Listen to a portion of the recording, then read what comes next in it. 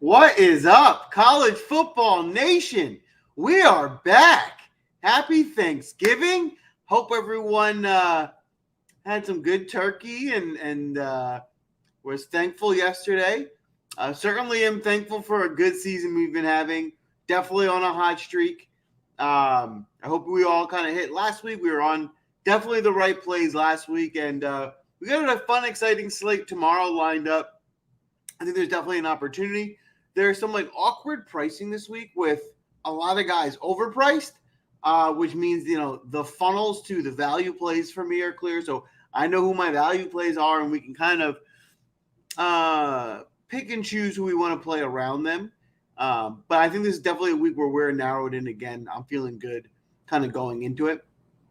If you're following on in Discord, I mentioned I might do the show a little bit differently today. I apologize if we duped you with the bait and switch. I was gonna do it a little earlier tonight, but then we get back to regular time at 8:00. So if you were expecting the show to come on a little earlier, I apologize. But we are recording now at 8. If you can't join live, please feel free. Catch the recording. We're going to make a lot of money this week, so let's get right into it. So what we're going to do differently as opposed to going through each game, I'm just going to go by position, kind of list my favorite targets, maybe my top 10 or so plays in each position, and then we'll go from there. So it might be even quicker. Hopefully we can get in and out of here and leave everyone ready to make some money. And please, as always, show me what you come up with. Let me see them green screens. Love seeing some success. So with that being said, we'll start at quarterback. I'm not going to share my screen like I normally do. I have my kind of notes on the side, but I'm just going to walk through who I'm looking at each position, and I'll talk through each game. So unfortunately, you're stuck just looking at my ugly mug for the next 10 to 15 or so minutes. At the quarterback position, my rules still apply. There's two major rules at quarterback. I don't love spending up. So there's obviously a bunch of upper 9K and 10K quarterbacks. The only time I want to spend up in the 9 or 10K range if I feel like it's really a smash play. But like if you're spending that much for a player, you need to expect 4 touchdowns. Not like, oh, they can get 4 touchdowns. It's almost expected. So you really got to hope for a smash. So I usually fade the upper tier, but there is one play this week who I like, and that's Brendan Armstrong. This guy's been consistent all year. One of the reasons I like him is they don't have a semblance of a running game outside of him. So when they score, it's through him. They're playing a bad defense. So they're going to get points. So I just feel like, there's just so many routes for him to get there that, I'm okay with spending up on him, but I won't be spending up on pretty much any other quarterback this week. With Armstrong, there's plenty of guys you compare him with. I think, his top two, which I'll get to shortly, are clearly going to be Wicks, who's been good, but now he's a little bit priced up for Draftkings. So, you're going to want to be careful there. I love Conor Thomas. He's going to be one of my highest exposures of the week at receiver for Virginia. But, let me get to there. We're not going by game. We're going by position, so I apologize. I'll get to there when we get to the receiver. So to kind of go through the rest of the quarterbacks for us this week, if there was one other quarterback you were going to spend up on in the low 9K range, I could get behind Sam Hartman. Full transparency, I'm not playing him, but he's the one other quarterback that I would consider if I was going to spend up. But Brendan Armstrong's my guy for sure. That's the only expensive quarterback I'm going to be targeting. I know people like Full Jerkovich because he did show that he had some legs the other day. But let's not forget with Jerkovich, he was a value because of how cheap he was. Now that he's almost 8K, he's not cheap at all. The matchup's okay. I mean, that could become a shootout. So if you think it's a shootout and you want to play Jerkovich with Hartman, I'm okay with that. But I'm not going to be targeting too much of Jerkovich at this price. At the 4K price range, for sure. But now he needs to do a lot. Jerry Bohannon, he has a route there against a pretty bad Texas Tech defense. Bohannon goes with the legs in his arm, but he's limited upside. He's just not too expensive. At 7.1, he only needs the 2 or 3 touchdowns, which seems more reasonable. So I like Bohannon, but maybe not my highest exposed player. Jordan Travis is really interesting. This Florida defense has looked really bad in the last 4 to 5 weeks. Jordan Travis has been running. He's been throwing. Jordan Travis is not consistent, so you do have a floor with him. He's more of a tournament play for me, but his dual threat ability at the sub 7K price range, I think makes a lot of sense. So I will be playing some Jordan Travis. I like 2-2. Maryland's playing Rutgers is pretty bad, but Rutgers, usually can slow the game down. Usually teams don't go completely off on Rutgers, so I'm okay with 2-2, but I think there's some better value to be had around him. So I'll probably have a small exposure to him because just Rutgers is a bad team, but I'm not going to go nuts there. Who I like a lot, and I think the plays of the week, the guys I'll be playing a lot of are Aiden O'Connell. We're going back to that well. I don't know why DraftKings continues to disrespect him at a 6.5 price range. Aiden O'Connell, they're throwing the ball all over the place. This Indiana team is better on defense than on offense, but they're just bad. So, I don't think they're going to stop him. And the amount he's been throwing the ball and with the talent that he has around him, I think Aiden O'Connell should definitely be priced up ahead of some of these guys. So this is a mispricing again. I don't know why they continue to disrespect him, but I will be loading up on him. My favorite QB play of the week is going to be Sean Clifford. Listen, there's no reason to change the script. The formula works. We've been doing it all year. You play the quarterback against Michigan State, right? And we did it with Ohio State. They went bananas. We did it with 2-2. He went bananas. We're doing it all year. Why would we change now? The last thing I heard is that Michigan State has a bunch of flu. The guys are sick. Obviously, we don't wish poorly on them. I hope they get better soon. But if they're even down guys and they're weaker, this team is not going to get stops. Penn State can move the ball. They have no run game. So how are they going to score? Through the air? Michigan State can't stop the pass. They're the worst pass team in the league. I'm actually surprised how low owned the numbers early look for Clifford. I mean, to me, he should be 50. He should be the highest owned quarterback. I don't get it. The quarterback that plays Michigan State goes off every week. He's one of the lowest priced quarterbacks you could play. I love Clifford. So hammering Clifford against a really weak Michigan State pass defense. That's going to be my quarterback play of the week. I know a lot of people are going to be talking about Anthony Richardson if he gets to start for Florida. They're playing a Florida State team, which could have a really high total. If I get the confirmation that Richardson's going to start and get the full game, I will like him at 6K. But I'm going to need that confirmation before kickoff. And then lastly, and this is a shot in the dark GPP play, if you want to get real desperate, or I guess, budget, not desperate, we can look at Connor Brumwick. Connor Brumwick is a running quarterback for Virginia Tech who is getting some time with Brewmaster. I don't know if they're benching him or just kind of giving him a rest, but their season's over. They kind of stink. They might be looking at what they have in Blumrick. He's a really good runner. He's more of a running back than a quarterback when he plays quarterback, so you get all the rushing yards. But you get him at 4.5 against a Virginia team who can't stop a nosebleed. So the concern with Connor is that he might not play. If they're splitting time, it's not worth it. He doesn't have enough volume. But if he starts, and he's going to get the start, then he's going to become a priority quarterback for me at 4.5. That's way too cheap against a Virginia team that's going to score, and they can't stop anybody. So we're going to have to look at the injury updates, on tomorrow morning, make sure he's starting, and if he is, let's get him in. Now let's take a look at the running back position for tomorrow. I'll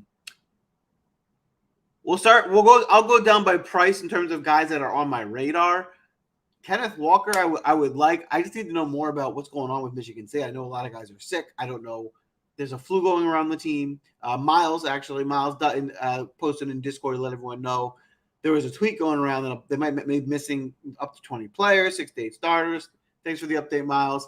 Let's keep an eye on the situation. If it looks bad, you might even have to if they're missing linemen, then maybe Walker can't get holes. This Penn State defense is pretty good, and at this 8.9 price tag, Walker's going to have one of those games where he goes off. So just a situation to keep your eye on. Braylon Allen, the way he's been playing, I can't not mention him. He's been playing unreal. But this is a tough Minnesota defense, and 8.7 is a pretty tough price tag. So I know it's crazy the way he's been playing. I'm probably not going to be too heavy on him this week, but I'm not going to doubt him. I've seen him, against tough matchups go off. This is a spot where he can get there. But you also have to pay for it. So, I'm just choosing to spend my money elsewhere, but I do see a path for him getting there for you. Brian Robinson on Alabama. They're playing Auburn. This game can go a lot of ways. Auburn usually plays Bama tough. I think they might slow him down. But Brian Robinson could also have 3 touchdowns. So I'll put him on the radar. I'll have a small exposure to him at 8.6. But, yeah, we're not going to go crazy there. Let's see. Who is next? Travion Henderson. So I think Ohio State's going to kill them. I don't think Michigan can hang with Ohio State. I mean, it's a rivalry game, so it's like anything can happen, right? Some weird things happen in rivalry games. I think this is the game where Travion Henderson goes nuts. I think people are a little overly high on the Ohio State pass. It's not overly high because they're not good. They're great, but they just played Michigan State, which is the worst, which I told you we target every week. We knew they were going to get blown up through the air. Michigan is solid. Both are actually probably a little bit better against the pass. So I think this is a week they prioritize getting Travion Henderson involved, and I think he has a big day. If you're going to compare him to the other top tier backs at the discounted price, I'll take that savings and salary. So yeah, I'm going to be playing. I'm on Travion. Then we get down to the 7K tier. Travis Dye, I like. Oregon State's not a very good team. He is kind of the whole offense. They throw to him. He runs the ball. So Travis Dye, I'll prioritize. I'll definitely get some Dye in my lineups. And then Abraham Smith, I like a lot too. This Baylor team should kill Texas Tech. Texas Tech's better against the running than against the pass. But Abraham Smith's their number one guy. He gets the ball enough. He can break off a lot of big plays. I actually would hope people might be a little disappointed by his, maybe subpar showing last week. But this is an all conference back that I hope we lose some ownership because of a subpar effort last week, because he'll go back to the norm this week. I'm pretty confident there. Malachi Thomas on Virginia Tech. This is a guy I'll play a little bit of because I'm going to be playing a lot of Armstrong in the Virginia offense. So in some run backs, I'll look at Malachi, as Virginia's pretty bad against the run. So Malachi's not great. This is more of a matchup play. I would, if Malachi was, 700 to 800 cheaper, I would like him more. But if we're going to look at a game where Virginia scores a ton and maybe Virginia Tech keeps pace, then we'll need some options on that side of the ball. One of my favorite backs of the week is going to be Pat Garwo on BC. They love getting him touches. He'll touch the ball 25, 30 times. At 6K, this is a good value where we can start squeezing in some of the more expensive receivers that we like this week. Raheem Blackshear is another one, kind of similar to Malachi. He's the other back that kind of split. Blackshear gets more passes. Malachi is more of the inside the tackles runner.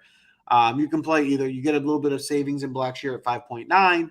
And again, this is mainly a guy I prioritize in Virginia lineups just because that's a game I'm expecting that could go high. I definitely like Virginia. I don't know if Virginia Tech will keep up, but if they will, these are the guys we'll be looking at. Now, my number one running back of the week is Chase Brown. I don't know why they underpriced him so much at 5.8. Playing a Northwestern team is pretty pitiful. This guy's a bell cow back. He's their best player. This seems like a mispricing to me, so I'll be overweight on Chase Brown for sure as my number one back. Then we have Evan Hull at 5.5, another good value. He's playing Illinois, so in the same game. But Northwestern's not a great offense, but their whole offense runs through two players: Robinson at receiver and Hull at running back. And Hull definitely has a path to get there. So if we can prioritize some of these 5K, 6K backs, it'll allow us to get really strong at receiver, which is what I want to do. And then as we scroll down, the last couple guys I'll mention are, and I'm sorry if you guys keep seeing me look over, it's because I'm looking at, let me just go like this. It's because I'm looking at my computer screen over here so I can kind of see the list of players. Blake Corum is just underpriced. So we don't know how healthy he is. I definitely want to get a report knowing that he'll be playing full go. If Blake Corum is confirmed playing tomorrow and getting a share of the carries at 4.4, it's weird. I don't even know why they put him in there at that price, right? Because if they expected him not to play, then they should just put him as out at his normal price. They really discounted him. Now, Ohio State's tough against the run. So, I don't really like Haskins because I think Ohio State is tough against the run. But at 4.4 for a guy as talented as Blake Corum, that seems like a mispricing. So, if we get confirmation he's playing, he's in. But let's keep an eye on that for tomorrow. Isaiah Pacheco, Rutgers running back. He's the type of guy that can go off for 2 touchdowns because he's the main back on the team. But the matchup is good in Maryland. They're not the best defense. They'll score, so maybe he'll come back and get a couple rushing touchdowns. He's a value play, not someone I love. I would hammer lock in, but someone you can look to if you're looking to get cheap at running back. Malik Davis at 3.9 for Florida. They split a lot of guys. Malik Davis catches balls to the backfield, so maybe if you're looking to be different in a big tournament, you compare Malik Davis with Richardson because he will catch passes. And the last guy to mention is going to be Conor Hayward, who, let's see, I don't think he's sick. We got to look at the updates, but if he ends up being where Reed and Naylor are out, Hayward's a tight end that they've listed at running back. It's a mistake. So he should catch some passes. At the minimum price, I think you can play Conor Hayward, especially if Reed and Naylor are out. They got to throw to somebody. I think his targets will go up. Now at the pass catchers, let's look. Who are we looking at here? I'll scroll to the top. There's a few 7K pass catchers that we're really going to hammer home. To get us started, Jameson Williams has been 6 touchdowns the last 2 weeks, has been completely going nuts. Playing an Auburn team who's way better defensively than the teams have been playing. I think he comes back to earth. I still think he's a good game. He's one of the best players in the country, but I don't think he goes off for another 3 touchdowns. So at 8.6, I'll probably try and get Jameson in some of my lineups, but this is not someone I'm going to kind of hammer home. At 8.3, we have Dontavion Wicks. Sorry about that. Tough one to pronounce. He's on Virginia. He's definitely someone we'll be playing, especially in your Armstrong lineups. It'll be tough to afford Thompson and Wicks, so you might have to choose, but I'll be kind of mixing and matching both of them as they seem to be the 2 go-to guys. Jamar Dotson might be my highest owned player this week. He's the best receiver on Penn State. They're playing Michigan State, and we know what to do against Michigan State, hammer the passing game. A.T. Perry, I'm going to pick him over Roberson this week just because I don't think they go off against this BC defense that's decent against the pass. But Perry, I think, has the route to catch a couple of touchdown passes. More likely, I think, than Roberson. So maybe I'll have a little bit of Perry, but not someone I'll be too high on. Then we have a little bit of shares to this Ohio State passing game. I'm going to expose a little bit. I don't think they go off like they did last week. We were targeting Michigan State last week. This week they're playing a much better defense. I still think Ohio State wins this game handily, and so I still will be playing some of these guys, but I think Travion Henderson is my lean. I'll have some exposure to all of the receivers too. I think Smith-Nigba will be the guy I'd prioritize if I was going for one. Then there's Mechie at 7.5. I prefer Mechie just for the savings at 7.5. Well, that's a lot of money to save over Jameson Williams. So I think they can score. They're gonna have to score. It's probably going to be Roberson, Williams, or Mechie. So kind of pick who you want. But again, I think there's other value on this slate. These are not guys we need to prioritize. David Bell continuing to get disrespected. He is an NFL receiver, one of the best players in the country. At 7.3, he's still underpriced. And with their newfound offense where they're throwing the ball 40, 50 times a game, give me David Bell. Give me as much of him as I can. He'll be right up there with Dotson as one of my highest owned players of the week. And then I'm also really, really high on Keaton Thomas. I'm putting him in the same family as Dotson and Bell this week. Virginia loves getting him the ball. This is a converted quarterback, now plays tight end, playmaker. Just get him the ball, and they have done a really good job at it. They're playing a Virginia Tech defense that can't stop a nosebleed. So we're going to hammer these 3 guys in as much as we can. Those are my 3 favorite plays of the week. That's Bell, Thompson, and Dotson. Then as we get lower down to the 7K and below range, there's Traquan Thornton on Baylor, who has games where he goes off. This could be one of them against a pretty bad Texas Tech pass defense. So yeah, definitely someone you can have in your lineups. Zay Flowers is someone that I would only play if I'm playing with Jerkovich. He's big playability. He can go off, but he's not the type of guy that's going to get 11 catches. So it's a matter of him breaking a couple off. He has that game-breaking speed, and he certainly can do so. But Flowers is the guy I probably would have preferred $500 to $600 cheaper. Trey Turner is a guy that I'll consider in some lineups against Virginia just as a game, high-scoring game. Maybe get some of that exposure if that goes back and forth. Milton Wright has coming on. He went off last week. This team they haven't been throwing the ball as much as they have now. So with this newfound offense where they air it out, he gets a lot of targets. So his price finally came up to 6.2.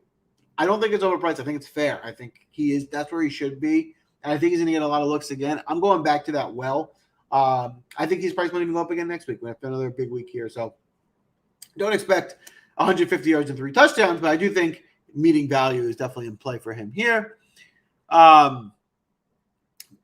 Billy Kemp and Jelani Woods are 2 players that can be paired with Armstrong. Just finding guys. If you're going to play Armstrong, I think you might as well play him with 2 pass catchers. If you need a guy to meet value at that expensive, right? That means a lot of production's got to come from his receiver. So I'll probably play 2 pass catchers with him in most of my lineup. So Jelani Woods and Billy Kemp can be your secondary to Wicks or Thompson. One of the better value plays here is going to be Raheem Jarrett. Again, like I said, this Rutgers team, they slow people down, but they're not very good. Raheem Jarrett's become the number 1 receiver on this Maryland team. 202 can pass. At 5.1, this is a really fair price. So I do like myself some Raheem Jarrett. I'll be getting a good amount of exposure to him. If you wanted to run back on the other end, you can play Bo Melton. He's more of a cash play for me. I think he's safe, but I don't really see the game-breaking upside. Okonkwo, Maryland's tight end, at 4.4. He's getting plenty of targets. He's someone we can consider. Jackson Anthrop, the Purdue passing offense. He's been the 3rd receiver. He's been pretty involved. I think at 4.4, the price is fair. But 2 of my favorite values here in the 4K range are going to be Trey Mosley, especially if we get confirmation that Reed and Naylor are out. Mosley becomes the number 1 receiver at 4.3 against the Penn State team. That's a good defense, but when he's the number 1 receiver, I think he's going to get too many targets for this price. And then Parker Washington on Penn State, who does he play? Michigan State. We target receivers against Michigan State. That's a no-brainer. Parker Washington's actually been playing really well recently. I think he's been underpriced, regardless of the fact that he's playing Michigan State. But give me an underpriced receiver playing Michigan State, and we'll hammer him all day. So I love Parker Washington. And then as we scroll down, if you want to get down to the bottom of some of these budget guys that we can look at, maybe I'll mention Rashawn Henry on Virginia, Kenmore Gamble on Florida, Payne Durham, another Purdue receiver. Shameen Jones is a guy on Rutgers who's really cheap. They might have to throw the ball against his Maryland team, but again, not game-breaking. Lambert Smith, the 3rd Penn State receiver, has been pretty quiet as of late, but he, for the most part of the season, was in the offense. So I don't think he's been written off. I think it's been 2 bad weeks where he wasn't in the game script as much. The game didn't flow to him. I do think he gets back involved this week at a 3.3 price tag.